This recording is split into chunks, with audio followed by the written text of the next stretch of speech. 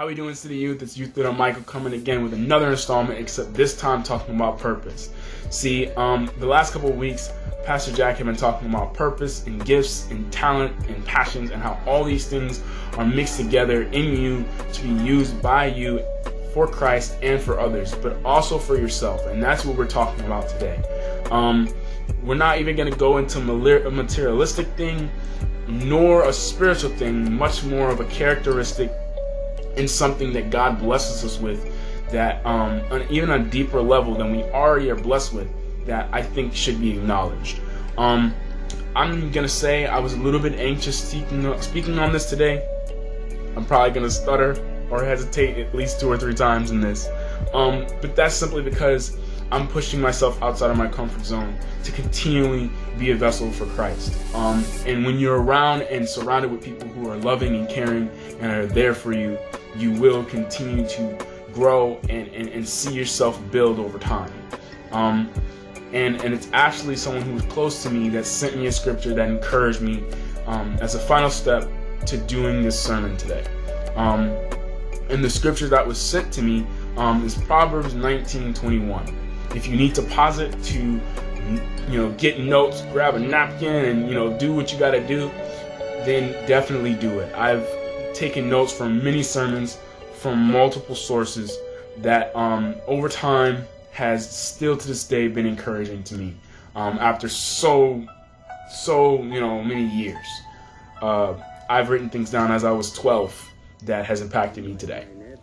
But Proverbs 19:21 reads, "Many are the plans in a person's heart, but it is the Lord's purpose that prevails."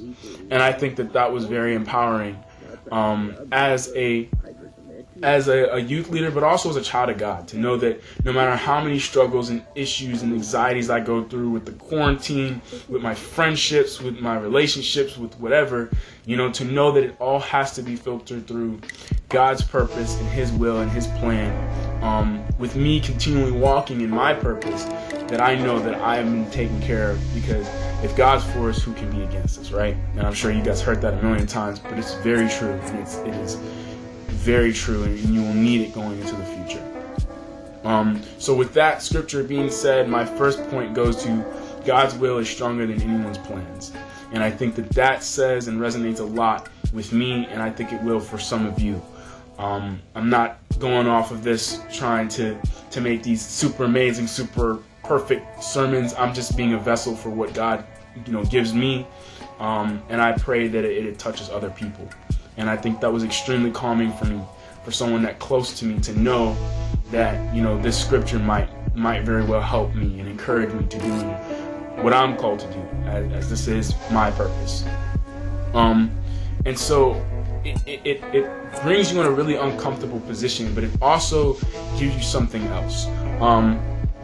And that is what brings us to our second point today, is our purpose is freeing. And I think that was really cool when Christ gave that to me, when God gave that to me, because it shows you that even in your uncomfortable moment, even when you're chained down to these chains of anxiety, you don't recognize how free you really are in that moment. And how even after that moment, you get a really loving and passionate sigh of relief. Even when you're super anxious or super worried, you recognize you're proud of yourself for pushing yourself past your comfort zone and succeeding. And that goes for any youth leader, any pastor that's speaking, especially people who are speaking for their first time, like our youth leader Sage, who surpassed his really personal issues to follow his purpose and was encouraged by that and did an amazing job on his sermon. But with that, we're going to 2 Corinthians 3:17. Again, if you need to follow along, do what you got to do. Write these notes down, whatever you need. Shout out Sage, that's my boy. But that's 2 Corinthians 3:17. Now the Lord is the Spirit, and where the Spirit of the Lord is, there is freedom. If you got the Spirit, you have freedom. It's a choice. It seems to be difficult, and it is meant to have this sense of almost trust that you have to hand over, and it can be scary at times. But pushed into an uncomfortable scenario that's Christ-based is very, very important for us to grow in. And it gives us so much more experience and love for what we do when we walk in our passions to our purpose for Christ, for others, and actually for ourselves. Showing that in doing what we're called to do, in those scary moments and uncomfortable moments, you are the most free you've ever been. And I think that was just too cool to pass up to put out there. You know, I used to, when I was a student, a lot of the youth leaders and other people might remember, I used to perform at the church. I used to do spoken word pieces and even rap and dance, as you guys might see here and there, because those are my passions. Those are things that I love doing. And in a way, those are my purposes, to use these talents and gifts that God gave me, to use them for Him and for others, but also for me, to continually build my character and build the freedom that I have to step out in faith and be unashamed. You know, you'll hear that a lot in, you know, a lot of artists and a lot of other things that you do, that you want to be unashamed for the things that you believe in, and that's what's important. And so with all that, it actually brings me to my third point, which is, don't use your freedom to trap yourself. And it's actually very interesting because it goes back to what I said just to begin with. You know, when we think about us, a lot of the times we think about, you know, you'll hear people say, you know, flex, or these other different interesting, you know, words or slang words or whatever to use to say, oh, I'm going to do this for myself, you know. But the thing is self-love and self-encouragement is a great thing, but it needs to be done in a well-maintained way in which you're not giving yourself the credit for any success that is boasting, you know. And I think that with this point, there's so many people who use that as an excuse of their success and their passions and their purpose, that they use that statement, you know, that purpose is freeing, to use the benefits and blessings God gives them solely for themselves. And they forget God, and they forget others, and they end up just focusing on themselves, which is where a lot of celebrities and other people fall into. A cousin of mine actually told me this when I was a young boy, and he showed me the acronym for joy. And if you don't know it, it falls for Jesus, others, and you. You know, you don't get joy without you, but you have to understand what comes first. And I think that that's very important for all of us to follow as it pertains to the gospel and how we're supposed to do. So with that third point, we're getting to the third scripture, which is 1 Peter chapter 2, verse 16. Again, do what you gotta do, man. Grab that napkin. I'm for real. But that reads, live as free people, who do not use your freedom as a cover-up for evil. Live as God's slaves, which is my interpretation. There's the other interpretation, which says servants or children, which just simply says, in those hard times, in those hard struggles, you know, when you feel the most change, a lot of the time, you know, is when you're the most free, especially regarding going in your direction with your purpose for Christ and for others and even for you.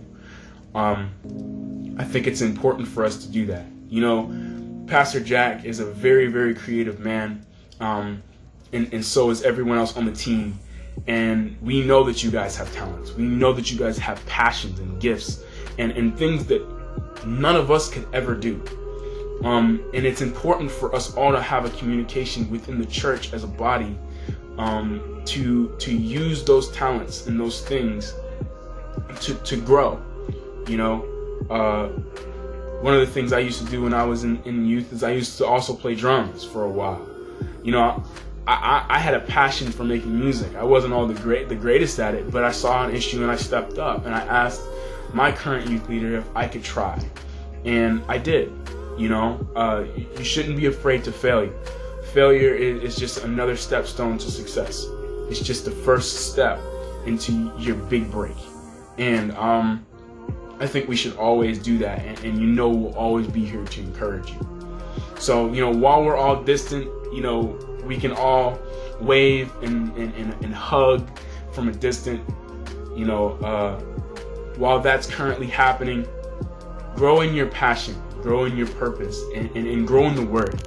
It will encourage you. It will show you the light. And if you don't know, shoot us a text. You know, we shoot a text every week or so to the students. I know that I try to. A lot of the other people and the youth leaders all do. If it's not me, it's Pastor Jack. If it's not Pastor Jack, then it's Sage. If it's not Sage, then it's, you know, Mr. Maurice. And we're just speaking from the young men's standpoints. We're not even talking about, you know, Miss Sam, Miss Megan, Miss Sarah, you know, Miss Isabel, all the rest of them, you know, that fall into the same category. So I say all this to say, to encourage you, be free, stand out, grow more in your faith, grow more in your passions and your purposes, and God will lead you, because His will is stronger than anyone's plan.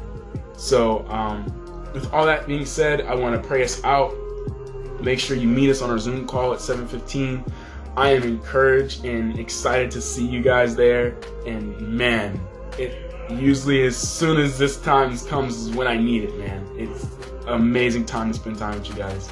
And I think that you guys seem to have the same mindset. So close your eyes and bow with me here.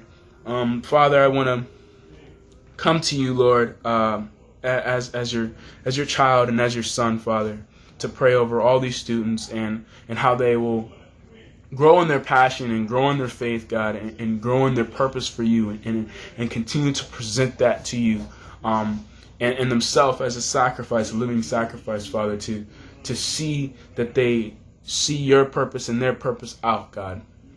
I want to pray over all the youth and all the youth leaders that we all continue to grow in our faith, God, and that we don't become stagnant because of the COVID situation, God, that we have faith that you will grow us and protect us, Father. I pray we all stay safe in these really hard times and these issues, God, and that you'll just encourage us, Lord, in these times that makes us anxious, that you will continue to give us the freedom that you promised us in you know, so many scriptures. In Jesus' name, amen. I love you. We all love you. We are all here for you. If you need any one of us, we're a text or a call away. I hope to see you tonight, 7:15. Don't be late, because I ain't gonna be late. I'm excited. I'll talk to you guys later. Have a good one.